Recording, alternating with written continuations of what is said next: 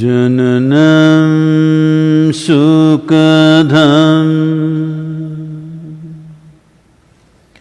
maranam karunam milanam maduram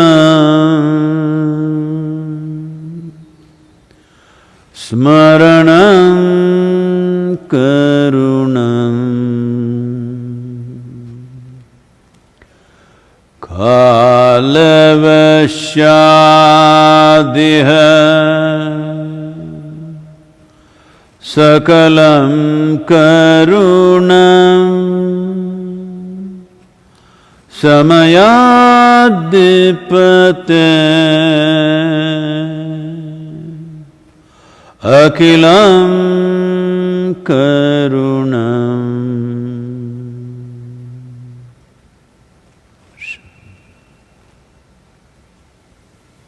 Namaskaram. Namaskaram to all of you, wherever you are. Well, 50 days into lockdown.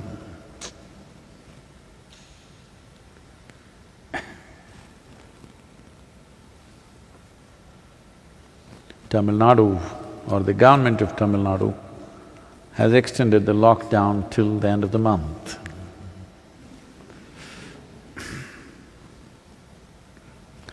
Though,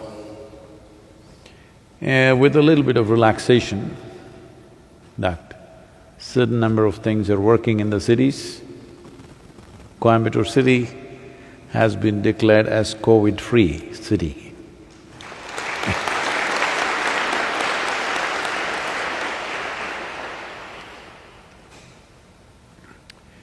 Fortunately, more than 80% of all the infections or the COVID infections in the country is restricted only to 30 districts in the country, which is a wonderful thing, that in some way we managed to contain it. And the fatality rate in India is below half of what the rest of the world is. Generally, it's around 6%, it is well below 3% here. Many factors involved, but that is making it look promising that by the end of the month at least there could be much more relaxation. But relaxation does not mean we can give up on social distancing. In all the queues that they stand in India, they must have an umbrella.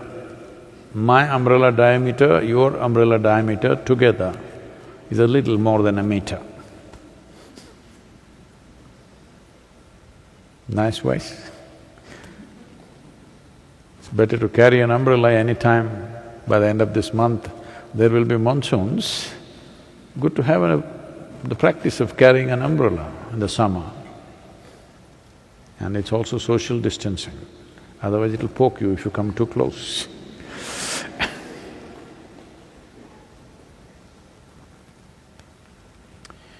Well, I think the death toll in the world has crossed 300,000, still continuing.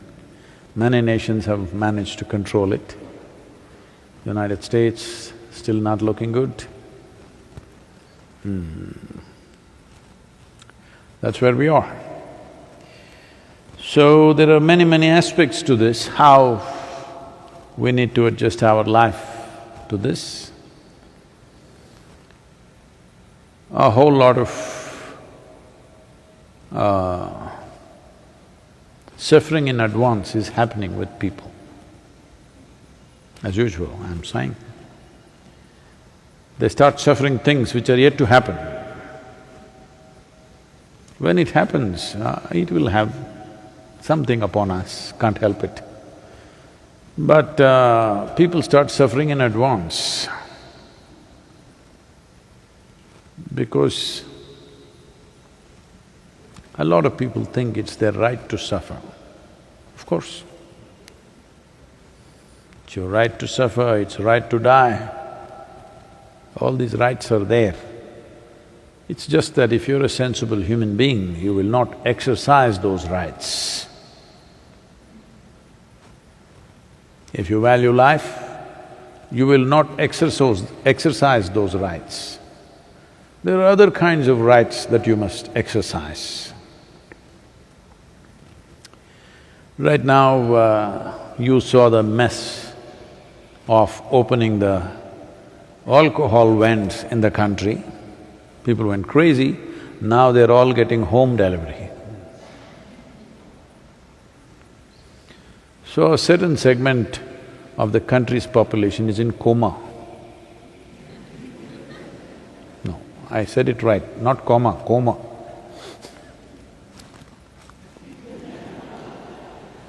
Domestic violence has come down.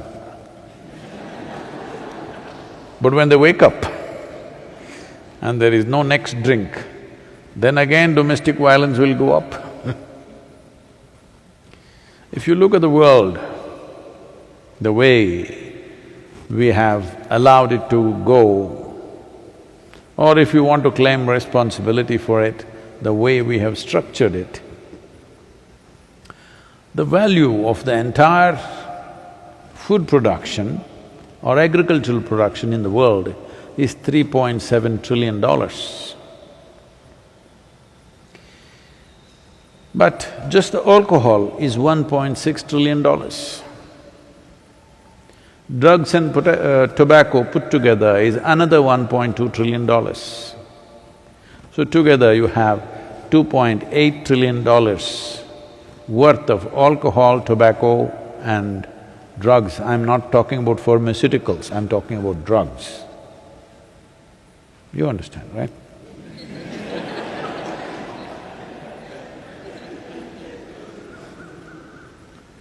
Because some of them are thinking it's codoperine or something.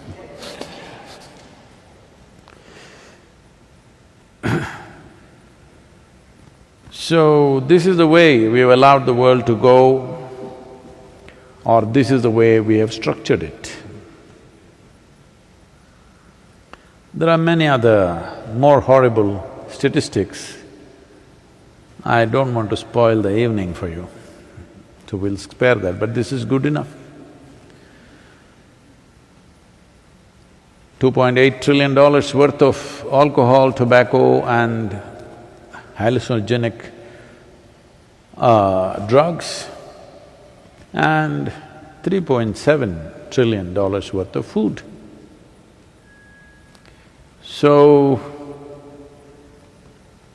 we are eating… I think in a little while, this will overtake the food. It looks like that. So now people are worried, post-COVID, what do I do? Post-lockdown, what do I do? Will I have a job? Will I have a business? Will I do this? Will I do that? Yes, it is an economic concern. But being human beings, we will find a way.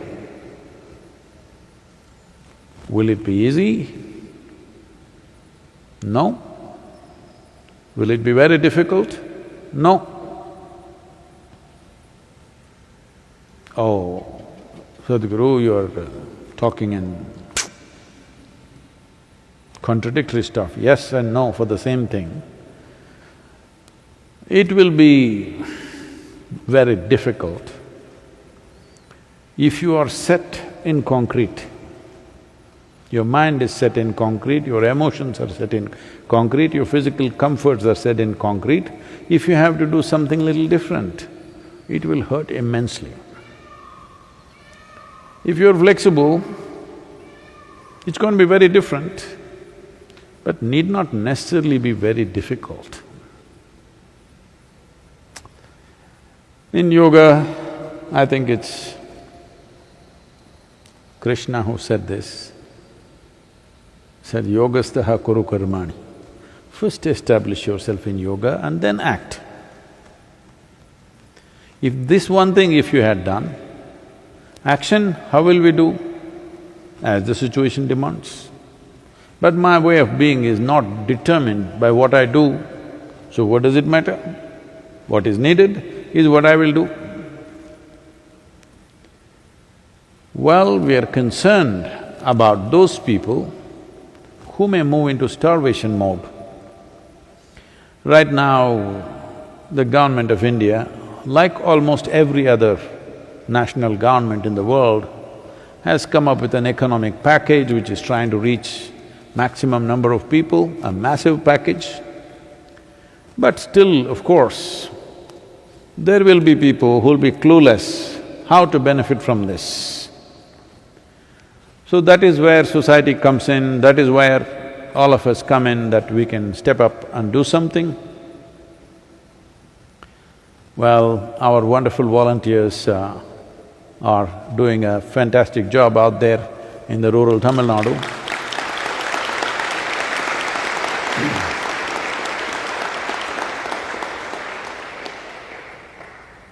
They are not only providing food, they have also ensured, along with the authorities and government establishment, to ensure that this region doesn't have a single case yet.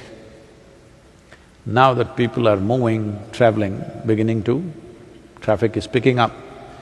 It may come, but still it's wonderful for this 2 months without a single case is a fantastic achievement. So, this is because in some way it is yogastaha kuru karmani, risking. When people are afraid to step out, when people are discriminating against each other, thinking they may be infected. Well, our volunteers are out like many other doctors, nurses, police. Unfortunately, a whole lot of them, when I say a whole lot of them, a few hundred police personnel, government officials, doctors and nurses have died in the world, unfortunately, in the last 2 months. Those who stepped out to do something useful for somebody else, they should not have died, but unfortunately, initially we did not have the necessary protective gear. Nobody figured what is protective gear. They thought just a mask will do, then they said you need glasses, then they said you need a whole suit. So, everybody was trying to look where it was all coming from somewhere else. Now each nation have started manufacturing their own. India is manufacturing about 200,000 suits per day right now. Over 200 new industries have come up and they're doing this, we are not importing it anymore, which is a massive change. So, many things are being done, but in a crisis like this, it always feels it's not enough. So, what do we do? What does everybody else do in this world? Establish yourself in yoga and then act. So, Sadhguru, should I be in a yogic posture and then act? When you are in a yogic posture, you must just stay there. You should not act. We are talking about yoga, not yogasana. Establishing yourself in yoga means you have some sense of unity with the world around you. When you see other life, you reverberate in some way. Maybe you're not absolutely one, but in some way, a little bit. That means your little taste of yoga is happening, union. Yoga means union. Little union is happening. You're not going around like a rock. Why should I insult a rock? They are so beautiful.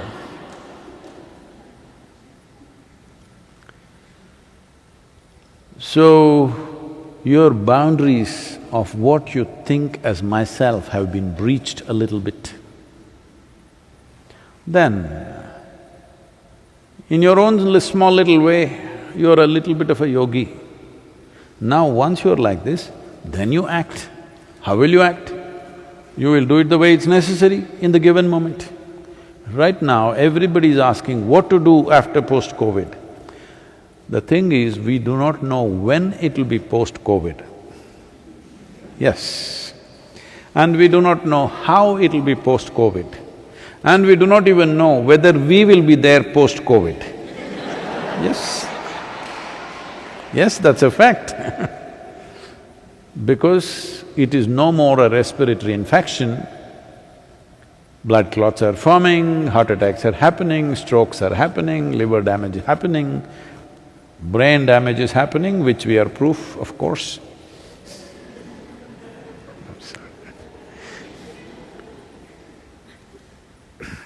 That was a joke aimed at a few people here. So, we do not know how many will survive in terms of escape the fatality, how many will be damaged severely, we do not know because it's still not confirmed. Nobody is giving us a clear thing. If once you get an infection and you come out of it, then you're immune to it. There is no clear statement on that. It can come to you again and again and again. It could damage your system. So, when we do not know a situation, there is no point doing stupid guesswork and try to build confidence. This confidence could be deadly. It's best to be conscious, cautious and precautious with action. And let's wait how the situation unfolds. But you're established in yoga. Whichever way the situation comes, we'll do our best in the given situation. Even now that's what we are doing. This is not a perfect situation. Everybody was complaining about this 2 months ago. Now suddenly they think now is perfect, post-COVID it's going to be really bad. This happened. Shankaran Pillai met a friend in the evening and the friend asked, you got a new job, isn't it? How is it doing? Oh, he said, I hate it, every bit of it. How long you been working? 3 months. Then why are you sticking on? Why don't you just get out of it if you don't like it? I said, what do you mean? This is the first time I'm looking forward to go home after 20 years of marriage.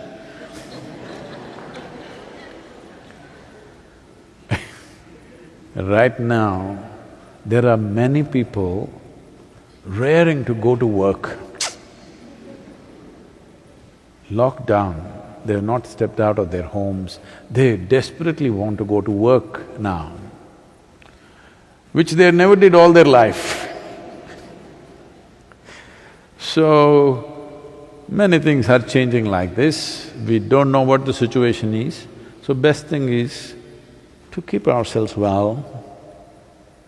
I said 10%, but now lockdown extended in Tamil Nadu, maybe many other states also will do it in this country. Some other nations have already done it till the end of the month. So another 10% improvement we must do.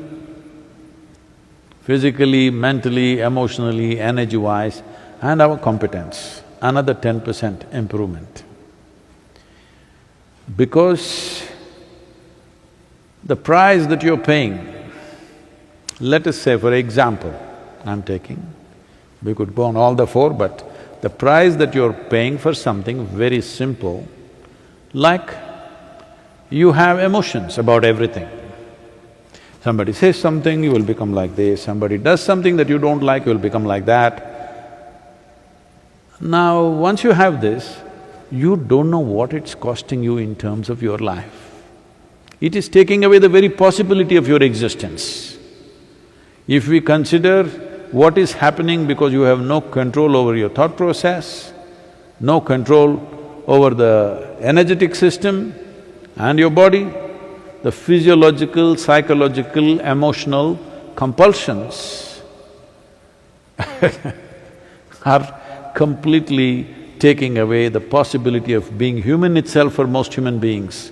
They are still, taking themselves backward in the evolution, operating out of instincts and compulsiveness. I'm saying 10% improvement if you do, in your experience it feels like you've gotten enlightened. Others may not still see that way, but you will feel suddenly, wow. Yes.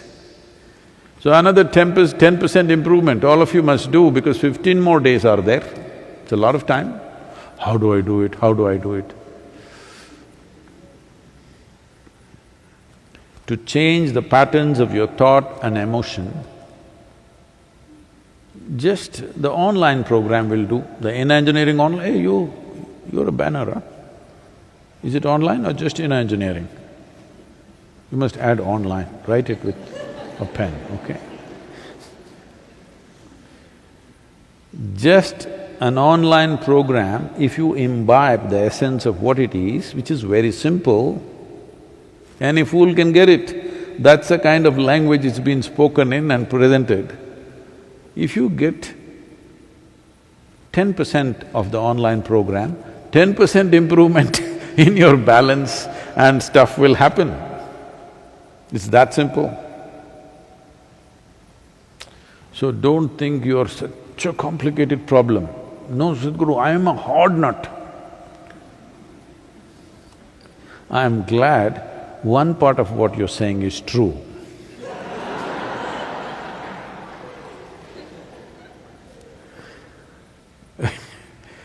Hard part is not true, the other one is true. I appreciate your effort to be at least 50% honest. this happened. There was a guru. I think this incident is some 170, 180 years ago, on the banks of Narmada. So the guru, as this has been a part of this culture, you always take a dip. In a tropical country, one great pleasure in the morning is to go and dip in the river, which you cannot do in cold countries. So in India, going and taking a dip in the river is one great pleasure. Every day morning, most people had their morning bath only by going into the river. So the guru went there and a disciple went with him because of clothes. So the guru got into the river, had a dip and about to turn back, then he saw a scorpion was floating desperately on the water. It's a reptile, it's not a swimming creature, but somehow has fallen into the river and being washed away. So it doesn't matter what you think about the scorpion, scorpion thinks it is a great life. I think many of you are Scorpios by whatever that… what do you call that? The zodiac signs. So other people may think you are a venomous nonsense, but you know you are very nice. So scorpion obviously thinks he is great. You see how he walks, obviously he thinks he's very handsome and wonderful. Have you seen a scorpion? Their venom, I'll not go into that aspect anyway. So the guru naturally put his hand and picked up the scorpion. The Indian tropical scorpion, the black ones will be this long, you stretch the tail, it'll be this long, and they have very potent venom. So he picked it up with both his hands. The disciple saw this and said, "Just drop the thing, it's venomous, it'll sting you." The guru carried it on and the scorpion stung him once, but he carried it on. By now, the disciple was freaking, "I told you it will sting you, it's poisonous, what are you doing?" As he walked, by the time he came to the bank, it stung him 3 times. It can be very painful. Scorpion, someday you must experience it. No, I'm only trying to share my life with you. I have been stung by all kinds of things, I thought you must also experience it. So, then he came to the banks and let it go and it ran away. Happy, it found its way out. Because a scorpion which is floating in the river can't figure which side is the bank, it doesn't have the means. So the disciple said, "What is the matter with you? I told you it will sting, 3 times it stung you, it'll become… it's venomous, it's going to do this, it's going to do that." So the guru said, "Just relax now. The scorpion is doing what it knows best. I'm doing what I know best. He's acting according to his quality, I'm acting according to my quality.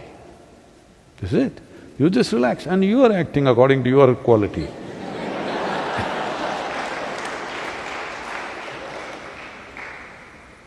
Scorpion in this life has no opportunity to evolve into a parrot or into an eagle or into a human being, no such opportunity for him. So he will go and do his stuff. You, possible that in these 15 days, 10% improvement you can do. Yes. So, you just have to do this is a great opportunity. Well, but Sadhguru, my business, my employment, all that will come, when it comes we'll see. We don't know whether we'll have employment or we also have to go sit somewhere, some other foundation will come and give us food.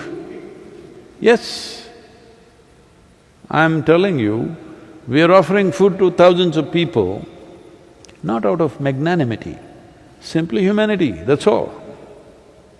So tomorrow if we don't have food, maybe there is some other foundation will come and give us food, we will take it and happily eat it. I will. Hello? Oh, all my life I have mostly eaten in other people's homes, all right? Thanks to all of them that I'm well fed. Yes? So, how situation is going to be, how bad or good it is going to be, we don't know. We don't have to paint a picture that we don't know anything about yet. But the important thing is to be geared in such a way, whatever the damn picture, you will be a good part of that picture. That much we can do. Huh? We can do that much, and that's all you can do, you must know this. This generation of people have lived in too much comfort, they don't know what it is. In a few countries, unfortunately, they are going through terrible things. But largely, most part of the world has lived in too much comfort. If you… suppose we take away all your phones, cell phones, and we will put a few black phones, lots of them, all around the yoga center. You just have to stand there, you have to do 10-digit number every time. Oh, you will freak because you're used to… all right? But we all lived like that. Only now we have these phones. I used to make 50, 100 calls in a day, my finger would be hurting. This is the only finger that goes in, little finger is too weak to do that. These two won't go into that black phone. By the time I make 60, 70, 80 calls, even my finger would be hurting. I'm saying, as technology and comforts come, human beings are becoming too, what to say, they have a sense of entitlement which is destructive. So the virus, it may not have that intention, but we can treat the virus as our guru. I told you, you must see Sadhguru in everything. Yes. Because if you don't learn from this, then when will you learn? The virus has no intention of teaching you anything, it just wants to live, but unfortunately you die too quickly.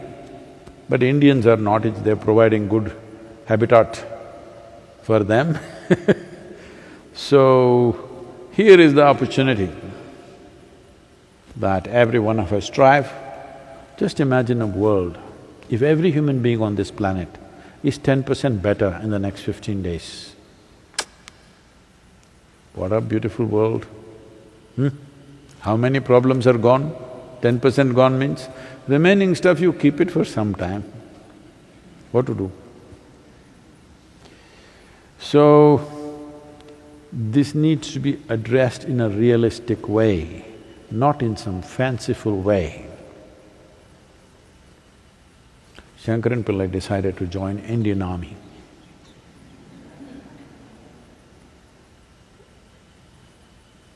Indian Army would have preferred that he joins the Pakistani Army.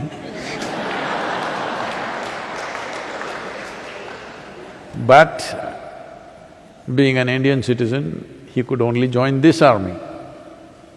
So the training was going on and the sergeant training them for battle situations.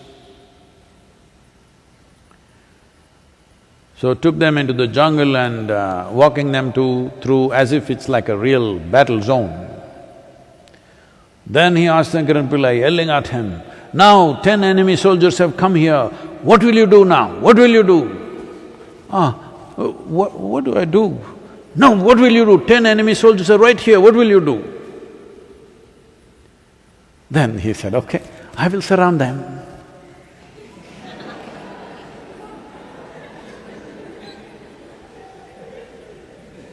So, you still do not know the nature of the situation we are getting into. Either you can… people think they must talk positively or negatively. Some people paint a dirty picture of a terrible, picture of what will be post-virus. Other people want to paint a rosy picture and say everything will be fine, this will happen. The reality is we don't know a damn thing, we'll just wait, Hello? We just have to wait. Only thing we can do is, we can make ourselves better soldiers. We don't know whether 10 enemy will come or 2 will come or none will come, we don't know yet. Accordingly we will act at that time. Right now the only thing is, make ourselves into real wonderful soldiers. Maybe enemy will come, maybe they will not even come. That's how it should be. This question is from Vishwesh. Namaskaram Sadhguru. In these past few months, while coronavirus has been hitting the headlines, there has been a quite disaster of much larger proportions unfolding in India and the world. This is in terms of water shortages and the deterioration of ecology and landscape. How do we address the many problems related to this?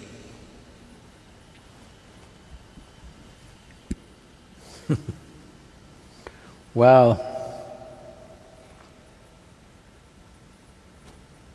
water shortages are there, but fortunately this year, almost across the country except a few patches, there have been summer rains. Because of that, there is a little bit of relief. It's not gone into extreme conditions. Usually in the month of May, right now it's mid-May, every drop of water that is in the open in the form of lakes and ponds and everything would have dried up in this season. But this year, fortunately, or maybe because pollution levels are so low in the air, there has been enough rain. I remember when I was a child, through the summer, they would say, today is Ugadi, Ugadi rain will happen. Always it happened. It's getting a little hot in the month of March, they will say Ugadi is coming, it's a festival, it's a Telugu and Kannada New Year's Day. They'll say, on Ugadi day or the next day it will rain. Always it rained. All those patterns which existed have been seriously disturbed.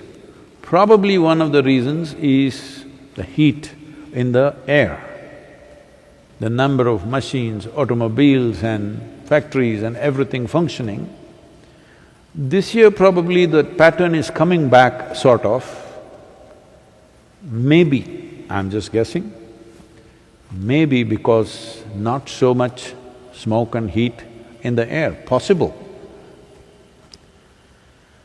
So, today there is only one problem, we have forgotten all other problems in the world. There's only one problem, virus problem, but there are so many other problems. One of them is ecological degradation, serious degradation that's happening in the world. As a part of this, whether it's economic degradation or virus today or another pandemic after 10 years or whatever, in case whatever happens, one important thing is, we've been talking about this for over 20 years, I've been talking about it, that is at least 30% of the human diet should come from trees. If 30% of human diet becomes fruit, well, this is a wild guess, probably maybe 20 to 30% of pharmaceutical consumption will go down, load on the healthcare systems will go down, people will be much more agile, smarter, better in every way. But we have not invested in that enough. It's beginning to happen, but not enough. In the West, Like in Europe, America, there's lots of fruit, but with almost nothing in it. Because it's grown in such a way, it is engineered in such a way, that fruit it's better not to eat it. This is a country, being a tropical nation, from Kanyakumari to Kashmir, every kind of fruit that you can imagine. Unfortunately, most of them have gone out of the market, many traditional fruits in this country, which are super healthy for people to consume, has gone out, we need to bring it back. Today, fruit means everybody thinks apple, banana and one more thing and one more thing. No, tropical nation has hundreds of fruits to be eaten in every season. We need to bring it back. This is a food security for future. If you are growing only this, right now the pandemic is hitting you. Let us say some virus or something came to the agriculture. The crops didn't happen this year. What will you do? Or rains didn't happen this year, no water. What do you do? A certain amount of food should be a long-term crop, not a 3-month, 4-month crop. This has to happen for human well-being, for health and for food security, and above all for ecological balance. At least 30% of food should come from trees. This will also prevent migration. Right now in India, one word that is going around is migrant labor, migrant labor, migrant labor, all the horrible things that are happening to them and many things being recorded, videos of pathetic conditions and people traveling in very, very difficult situations. Why is it that so many of them left their villages and came to the city to do some menial job? Simply because here and there, 1 or 2 years of drought, their whole economy got destroyed. The only way is to move to the city. If they had even 2 acres of land, which is the average in this country, and if at least 150 trees were there which were yielding something, either timber trees or fruit trees, would they leave their village and go away? They would not do that. If you want to prevent migration, where the numbers of migration before the virus, we were talking about in the next decade, that is by 2030, there would be 1.6 billion people migrating on this planet, leaving their traditional homelands and going somewhere to unknown place to go through all kinds of horrific situations, especially for women and children. This is the most horrible thing, unplanned migration. Most horrible and denigrating things will happen to those families. So, in India, it is estimated over 200 million people will migrate in the next 10 years. And you have seen the slums in Mumbai, almost every city.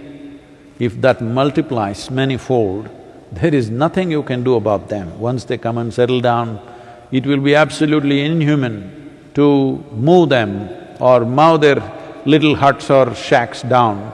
It's a terrible thing to do. So, one simple way to restrict migration is that there must be tree cultivation. Agroforestry is a significant effort in this direction. We are doing this work in the Kaveri basin, but it needs to happen across the world for ecological balance, for watershed management, for food security, and to restrict migration. Long-term crops must be there on the land, only then this will happen. And above all, to maintain biodiversity, without which all these things will not happen.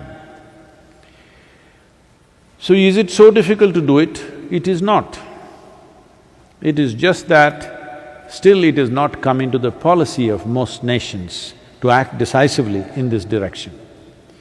In India, the government has taken some steps, but being a concurrent subject, agriculture and water resources being a concurrent subject between the central government and the state governments, different states are acting at different levels of intensity, though the recommendation policy recommendation has already happened at the center, states are going at their own pace. Because the central government doesn't have a geography of its own. It is the states which have land, they have to do it. Some states are going well, others are going slow. Now with virus, everything is forgotten, the only news is virus. Now this migrant labor problem and the atrocities that they are going through in terms of their suffering must be a good lesson for us to understand that we must limit this. It will be limited not by controlling them by force, but by making living in a village must be lucrative for them. There must be a livelihood, then they will not move into the cities. So, this is a major issue on the planet. So this is this is the reason why we're in the process of launching this conscious planet movement. The basic idea behind this is 60% of the franchise, 60% of the population which holds franchise, which has the power to elect governments, which amounts to about 3 billion people, must become conscious of this. And we want to make sure every political party, the top 3 political parties in the country which could get elected, we want to make sure in their manifestos, election manifestos, if not number 1 item, at least number 2 item must be ecological concerns. If we do this, in another 10-15 years, budgets will get invested, serious budgets and government machinery will get invested and it will start moving that way. Because these things cannot be done overnight. These things have to be pushed and pushed and pushed so that slowly it moves in that direction. Policy change must happen. Policies may go unimplemented, but it doesn't matter. First, policy change should happen. Only if it's there in the policy can you put pressure on the governments. If it's not there in the policy, you have no business to put pressure on the government because it's not a part of their policy. So first thing is policy. Policy changes must happen for every latitudinal region in terms of equatorial, tropical, subtropical and temperate regions. We have different prescription as to what should happen there. 5 simple things that must happen. Every citizen must be aware of it, that's what we are looking at. But with this virus, the events that we were planning have to be put off quite indefinitely. So we are looking at alternate ways of doing this. And right now the Colombian government and what's the conference? I'm sorry. Landscapes, huh? Global Landscape Forum. The Global Landscapes Forum is also looking at this and we are seeing how to, nudge all these different platforms in the world to move towards policy change in the world. Well, some countries may not cooperate, but it's okay. Even if you move 60 to 70% of the nations in policy in a certain direction, it's a huge change. They are saying, whatever emissions we have done into the atmosphere through automobiles and factories and whatever, there is some number of gigatons of carbon that's gone out. If you plant 1 trillion trees and if they become 15-year-old, trillion trees, that entire thing that you let out in the last 50 years will be absorbed by these trees. That is the calculation the scientists are making. Planting 1 trillion trees is not a problem. When we are planting 2.4 billion trees, in Kaveri Basin alone, planting 1 trillion trees, engaging the world's population is not big anyway. Now with the virus, a whole lot of us are going to be unemployed, at least we must plant trees.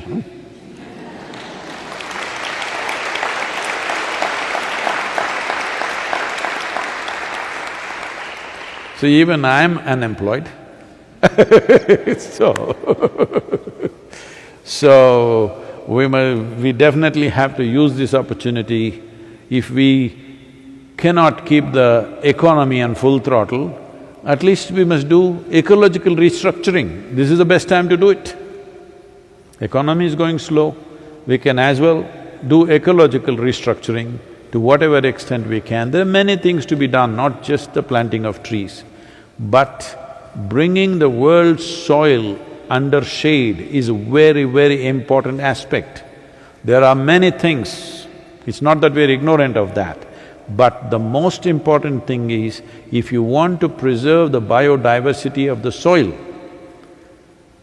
it must come under shade, it must be wet. Always it must be moist. If you go 6 to 9 inches down, it must be somewhat moist, then only there's life. Otherwise, all the microorganisms and other things which make this earth rich will go. When we say soil, it's not a very big affair. It is only 39 inches on an average. Here, this is why this land is considered a gold mine for people who want to live here, because this is one of the few places where our topsoil goes up to 20 feet. On an average, the world has only 39 inches of topsoil. 39 inches is not very difficult to tend to, isn't it? All you have to do is put enough organic content in it. Trees, leaves and the other green litter that comes from it is most vital. Of course, animals are also important, but right now, of the 51 million square kilometers of land which is used for agriculture in this world, 40 million square kilometers of land is used for raising animals and their food. That is 77% of the agricultural land is being used for raising animals. Well, if you give up 50% of the meat consumption in the world, you will free 20 million square kilometers of land to plant trees. You can plant over 1 trillion trees right there. It's not difficult to do if there is a policy.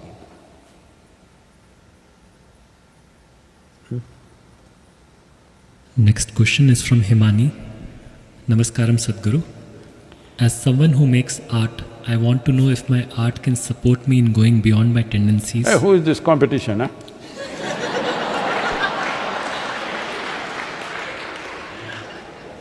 Or does it get reiterated in expression? What is the right way to approach art making?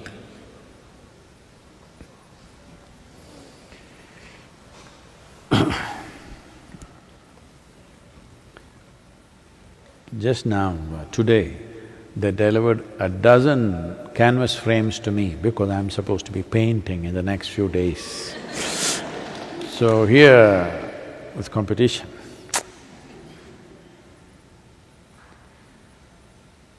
So, should art be my expression or should it be something else? See, I think just recently I spoke about this in one of the conversations that we had here 3-4 days ago. Lot of very tortured human beings have been doing artwork. Yes, I'm not saying they should not, but I'm saying this has been the history of art. And if you look at some of the art, I went into somebody's home, a very very rich home, big one, like 5 feet by 5 feet kind of artwork.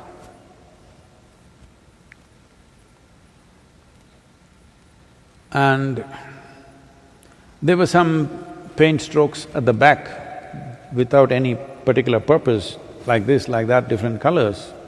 And there were over 200 this big. I'm telling you, it's this big, clearly over 7 inches long, thick nails, just hammered randomly.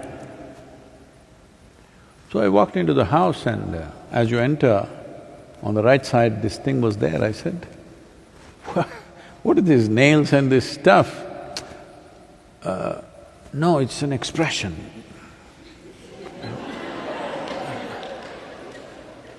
If this is what is happening in your mind, you should not express a thing.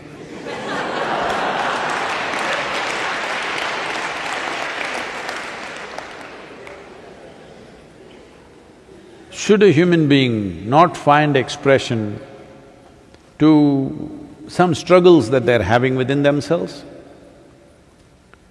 they should go sit in a forest or a desert and sing their heart out, all the pain. But you should not spill it on the society. They got enough troubles already. If you have something positive, something wonderful to say, yes. Or if you're depicting maybe some struggles of the society itself, okay? But your nonsense, at least this is my way of looking at life. If ever some nonsense comes up in me, I think it's my business never to spill it on anybody. So, you got little, not that virus, some other little, and you feel like spitting. Spit on somebody, is it? Hello?